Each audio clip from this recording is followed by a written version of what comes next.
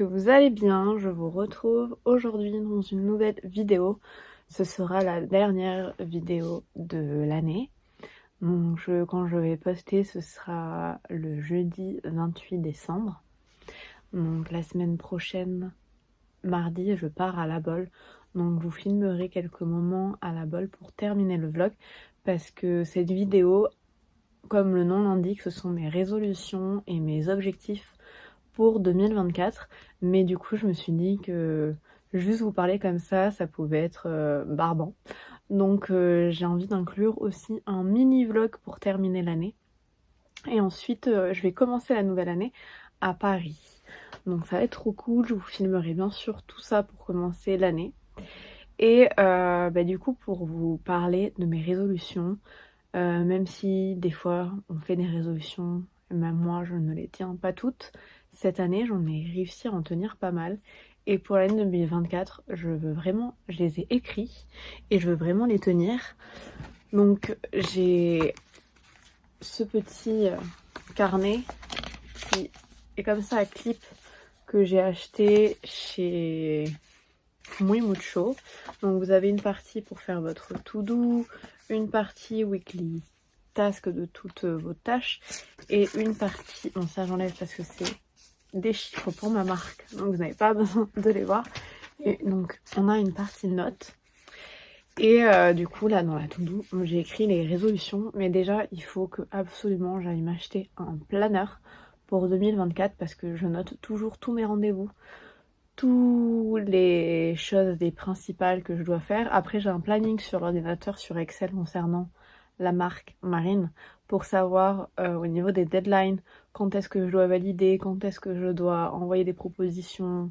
Tout ça c'est dans un planning sur Excel. Mais c'est vrai que je suis une personne très à l'ancienne et j'aime écrire. Donc mes résolutions pour 2024, il y en a une là que j'ai pensé juste avant de tourner la vidéo. J'aimerais être beaucoup plus organisée. Quand je dis organisée, c'est vraiment planifier au jour le jour tout ce que je vais faire dans la journée, parce que je me suis rendu compte que faire 100 000 choses à la fois, j'arrive pas à gérer et ça me donne énormément de stress et du coup je n'arrive pas à gérer ce stress. Donc je vais organiser mes journées en vraiment m'inscrivant un planning à respecter pour que je sois un peu plus en paix avec toutes les choses que j'ai à faire et pas finir stressée devant la montagne de choses que j'ai à faire. Donc je pense que ça peut être une bonne idée. Et du coup avoir le planeur et bien organiser la journée, je pense que ça peut être bien. Donc être plus organisée dans tout ça. Ensuite, dans mes résolutions, j'ai envie de plus cuisiner. En plus, on m'a demandé, que ce soit sur Instagram ou sur TikTok, que je montre plus de recettes. Donc je vais essayer d'inclure dans ma routine, moi, de cuisiner un peu plus. Bon, comme vous le savez, aujourd'hui la situation, je vis chez mes parents, donc il faut s'organiser quand on mange. Souvent ma mère prépare à manger et si j'ai terminé tard de travailler, du coup je vais manger ce que ma mère a préparé, ce qui est normal.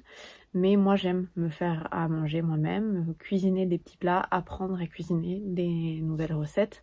Et en plus c'est un moment où je déconnecte et je médite. Je suis on va dire en pleine conscience en train de cuisiner. J'ai jamais le téléphone à côté, à part si je regarde la recette, mais du coup c'est que la recette, je vais pas sur les réseaux sociaux, je vais pas regarder une vidéo.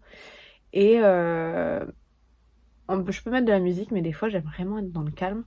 Et je vous jure, c'est un pur moment de méditation pour moi. Donc j'aimerais cuisiner au moins une fois par jour, que ce soit le déjeuner ou le dîner, et m'organiser comme là je vis chez mes parents pour pouvoir que ça coïncide.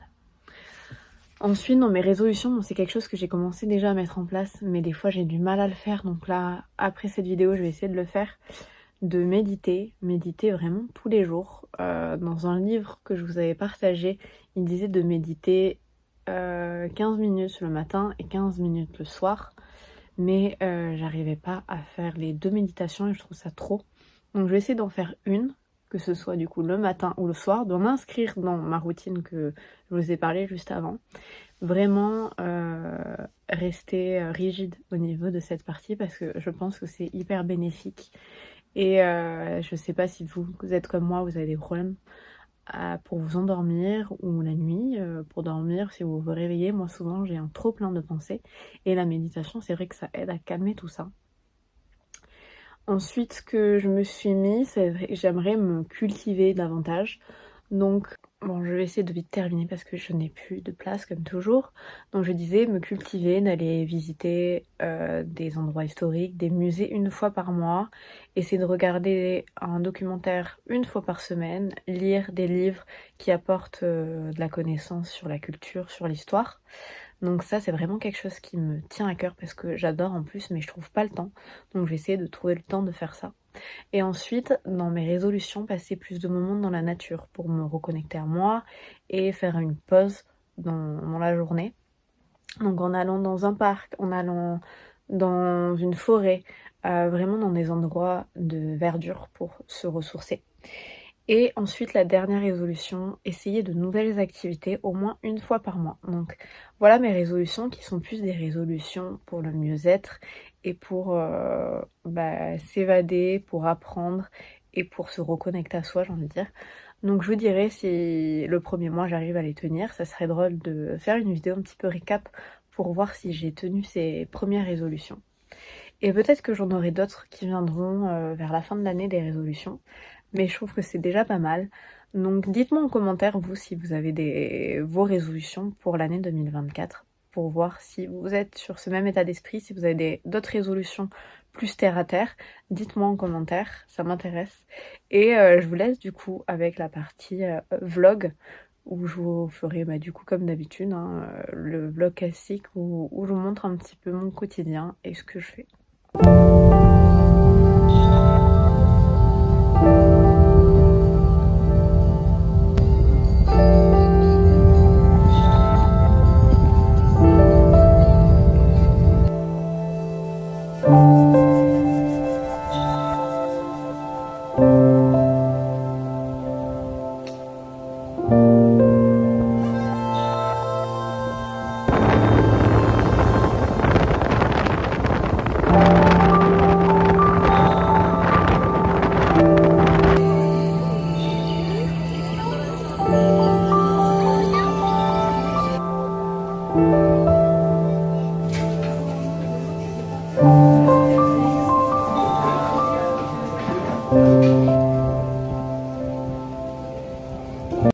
Hello, j'espère que vous allez bien, que vous m'entendez bien surtout, parce que je suis dans une chambre et il y a une télé dans l'autre, donc je n'ai aucune idée si le son passe bien, je verrai après, si je dois refaire ou non cette vidéo.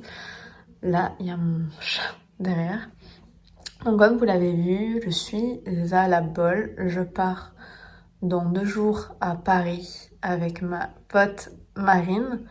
Donc ça va être trop cool pour le nouvel an. Donc je vous vloguerai tout ça, mais ce sera pour la vidéo qui sortira du coup l'année prochaine. Celle-ci, c'est la dernière vidéo de l'année que j'espère terminer après avoir enregistré ici. Et la montée, je ne sais pas combien de temps ça va prendre, mais je crois que j'ai pas fait énormément de séquences. Donc je pense que ça sera assez court. Je vous avoue, je suis assez déçue un petit peu de cette dernière vidéo, mais bon, j'espère qu'elle vous plaira quand même. Et pour terminer cette vidéo, je voulais faire un petit bilan de l'année 2023. Pour moi, ça a été une année vraiment que je trouve en montagne russe.